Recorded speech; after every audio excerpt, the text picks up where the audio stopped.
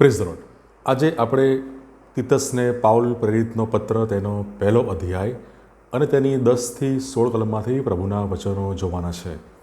અને આજનો આપણો જે વિષય છે એ વિષય છે ધાર્મિક સમસ્યા.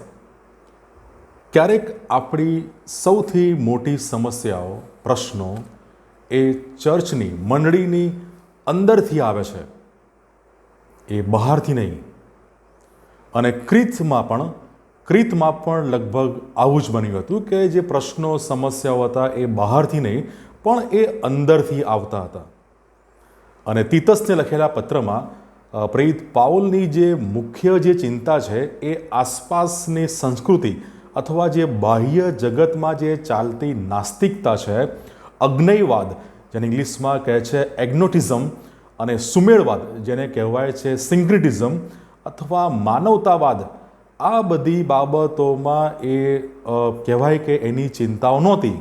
પણ પાઉલની જે મુખ્ય ચિંતા પણ મંડળી માટે, ચર્ચ માટે, જે પાઉલની જે મુખ્ય ચિંતા અથવા જે સૌથી મોટો જે ખતરો હતો, અને એ તો હતો ચર્ચની અંદરના, મંડળીની અંદરના લોકોથી એ ખતરો હતો કે જેઓ ઈશ્વરને જાણવાનો એ દોડ કરે છે, દાવો કરે છે, અને એમ કરીને એ પોતાને તો છેતરે છે જ પણ એની સાથે તેઓ બીજાને પણ છેતરે છે. અને એ બાબત આપણે તીતસ 1 અને તેની છેલ્લી કલમમાં જોઈ શકીએ છીએ. એ જે ખતરો હતો એ ચર્ચની અંદરના, મંડળીની અંદરના લોકોથી એ ખતરો હતો કે જેઓ ઈશ્વરને જાણવાનો, ઈશ્વરને અનુભવવાનો એ દોડ કરે છે, અને એમ કરીને એ લોકો પોતાને અને બીજાને પણ એ લોકો છેતરતા હતા. અને આપણે જોઈ શકીએ છીએ ક્રીતિઓ કે જેઓ જૂઠા, એમની જો ઓળખાણ જોઈએ તો ક્રીતિઓ એ જૂઠા, જંગલી પશુઓ જેવા અને આળસુ પેટ ભરા હતા. આપણે તીતસ 1 અને તેની 12મી કલમમાં એ આપણે જોઈ શકીએ છીએ. અને જે શબ્દ છે આળસુ પેટ ભરા એટલે કે ખાઉધરા, આ 3 ઓળખ એ 12મી કલમમાં એ આપણે અહીંયા જોઈ શકીએ છીએ કે ક્રીતિઓ જૂઠા, જંગલી પશુઓ જેવા અને ખાઉધરા એટલે કે આળસુ પેટ ભરા હતા. અને ક્રીતિઓ એ વિશ્વાસનો દાવો કરનારા લોકો હતા, પણ બહારની અને આસપાસની જે સંસ્કૃતિ, બહારનું જે જગત છે તેમનાથી તેઓ અલગ દેખાતા નહોતા. તેમનાથી તેઓ બિલકુલ અલગ દેખાતા નહોતા. લગભગ બહારના જગતની સાથે એ જાણે કે ભળી ગયા હોય, એમાં જાણે કે એ લોકો મિક્સ થઈ ગયા હોય એવું ત્યાં જોવા મળે છે. અને હાલના સમયમાં પણ લગભગ આપણી આસપાસ મંડળીઓ, સમાજોમાં પણ આપણે લગભગ આ જ બાબતો જોઈ શકીએ છીએ. અને તેઓ ઈશ્વર વિશે જાણતા હતા, પણ તેમની કરણીઓ, તેમના કાર્યો એ તેમના વિશ્વાસ સાથે અથવા ઈશ્વરને જે જાણે છે તેની સાથે એ મેળ ખાતી નહોતી.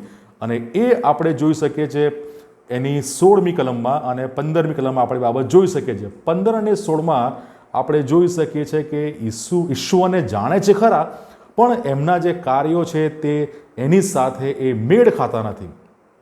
અને જેથી બહારના જગતમાં મંડળીની જે સારી સાક્ષી હોવી જોઈએ એ સાક્ષી એ નબળી પડે છે. મંડળીની સાક્ષી નબળી પડે છે અને મંડળીની સાક્ષી બહારના જગતમાં એ ખોટી પડે છે. અને કોના કારણે અથવા કોના લીધે? કે જે લોકો ઈશ્વરને જાણવાનો દોડ કરે છે, દંભ કરે છે, દાવો કરે છે, એ લોકોને લીધે. કે જે લોકો સત્યને સ્વીકારતા નથી પણ અસત્યમાં પોતાના જીવનો જીવે છે, એ લોકોને લીધે. અને આવી ખાલી પોકળ ધાર્મિકતાનો ઉકેલ શું અથવા એનો ઈલાજ શું? અને એનો ઈલાજ આપણે જોઈ શકીએ છીએ કે ખ્રિસ્ત પરનો વિશ્વાસ. 14મી કલમમાં ખ્રિસ્તી વિશ્વાસ આપણા જીવનમાં, આપણા વિચારમાં, આપણા આચરણમાં એ પરિવર્તન લાવે છે.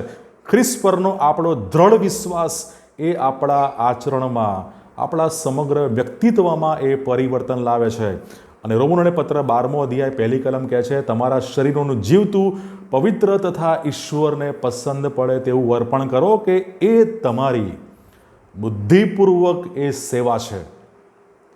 અને હાલના સમયોમાં આ જે શાસ્ત્રપાઠ છે ને એ સમયની જે પરિસ્થિતિ છે, કેટલી લગભગ જાણે કે એના જેવી જ આપણી આસપાસ એ પરિસ્થિતિ આપણી મંડળીઓમાં, સમાજમાં આપણે જોઈ શકીએ છીએ.